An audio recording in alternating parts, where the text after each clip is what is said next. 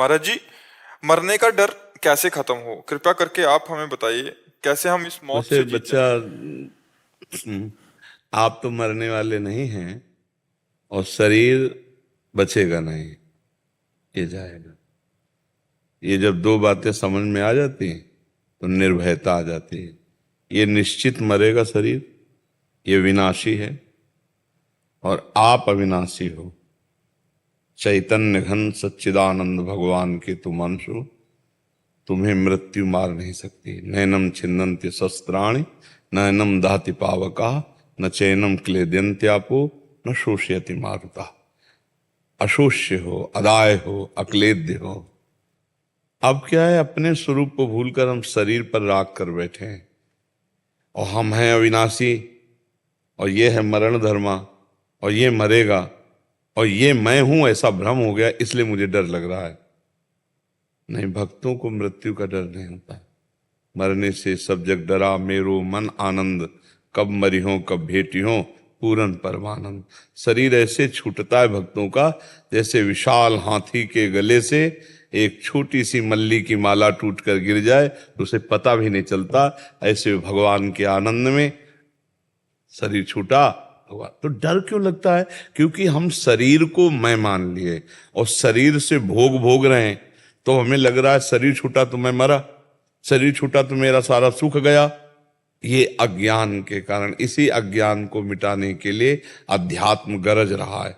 चाहे सांख्य योग, चाहे भक्ति योग, चाहे कर्म योग, किसी भी एक योग से लग जाओ तो तुम निर्भय हो जाओगे। वस्तुतः तुम कभी मरने वाले नहीं हो, तुम्हें मृत्यु छू भी नहीं सकती। पर जिसको मृत्यु नष्ट करेगी उस पर अपनापन हो चुका है और इतना जोर से अपनापन हो चुका है कि इसके छोड़ने का भय लगता है। ये छूट जाएगा तो मैं मरा, बस यही भ्रम है। इसी भ्रम को भक्ति के द्वारा या ज्ञान के द्वारा या वैराग्य युक्त विवेक के द्वारा हम इसको नष्ट करते हैं। नाम जब करते हो आप तब एक से थोड़ा होता है। और करो, और हर श्वास नाम जप करना शुरू करो। नाम जपने से बहुत आनंद। एक बार तो ही मरना है ना, दो बार तो मरना नहीं। शरीर को एक बार मरना है और सबके मरना है। तुम्हारा अकेले मरना होता तो ये बात होती कि बड़ी अनीति हो रही, बेचारे को मरना पड़ेगा और सब तो मरेंगे नहीं। इसका नाम मृत्यु लोक है, इसका नाम दुखालयम अशाश्वतम भगवान ने रखा है। ये नाशवान है और दुख देने वाला है। इसलिए वही उत्तम विवेकवान है जो हर क्षण भगवान के चिंतन में चित्त को जोड़ता है।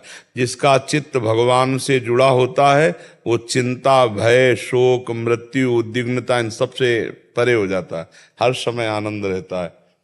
अगर भगवान से चित्त ना जुड़ा हो तो भय ही भय है, दुख ही दुख है, परेशानी ही परेशानी है। और भारी परेशानी होने पर भी चित्त भगवान से जुड़ा होने पर आनंद की अनुभूति है। शरीर जैसे रोग से ग्रसित है, मन भगवान में है, एक आनंद, एक अद्भुत आनंद रहता है। उसी आनंद के बल से जिया जाता है। हम सबसे कहते हैं, आप अनुभव करके देखो। आपके शरीर में पीड़ा हो, आप उस समय भगवान का सुमिरन करते हुए मन को भगवान में लगाने की चेष्टा करो। अगर पहले से अभ्यास नहीं किया तो आप नहीं कर सकते। और जहां मन भगवान में लगा तो शरीर की पीड़ा का भान खत्म हो जाएगा। क्योंकि मन है उधो मन न भय 10-20, एक हो तो सो गयो श्याम पे। अब वो भगवदानंद में मस्त है तो शरीर के दुख का क्या मतलब। और जब मन भगवदानंद में मस्त होता है तो मुख प्रसन्न तन तेज विराजा, कीनेस रामचंद्र कर काजा। मुख में एक प्रसन्नता होती है, तन में एक तेज होता है। क्यों? क्योंकि भगवत कार्य कर रहा है, तो भगवत चिंतन में विराजमान है, इसलिए ऐसा होता है। मरने का डर तो अज्ञान है बच्चा, मरना तो है ही नहीं कभी। और कुछ नहीं मरता बच्चा, शरीर भी नहीं मरता, ये अपने अपने तत्व में लीन हो जाता है। जैसे जल तत्व जल में, अग्नि तत्व अग्नि में, वायु तत्व वायु में, आकाश तत्व आकाश में, पृथ्वी तत्व पृथ्वी में। और अविनाशी आत्मा, उसको तो मरना है। मरना क्या है? एक रूप परिवर्तन, उसी को हम मृत्यु कहते हैं। एक शरीर को छूटना और उस शरीर को अपने अपने तत्वों में मिल जाना, इसी को हम मृत्यु कहते हैं। कोई मृत्यु नहीं है। भय है, चूंकि शरीर राग है तो लगता शरीर छूट जाएगा, यार ये ठीक नहीं। शरीर इतना प्रिय है, शरीर प्रियता ही मृत्यु है। शरीर प्रियता खत्म हो जाए तुम अविनाशी अमर हो, तुम्हें कोई मार ही नहीं सकता। तभी तो महात्मा जन जीवन मुक्त हो जाते हैं, आनंद मगन हो जाते हैं, हर समय भगवान के लिए बड़े से बड़ा कष्ट अपमान सह जाते हैं, क्योंकि शरीर राग खत्म हो गया, शरीर प्रियता खत्म हो गई। तो नाम जप करो, भगवान की लीला कथा सुनो, और जितना बने इस शरीर से दूसरों को सेवा करो, सुख पहुंचाने वाली, मन वचन कर्म से दूसरों को सुख, अभी मृत्यु का भय खत्म हो जाएगा।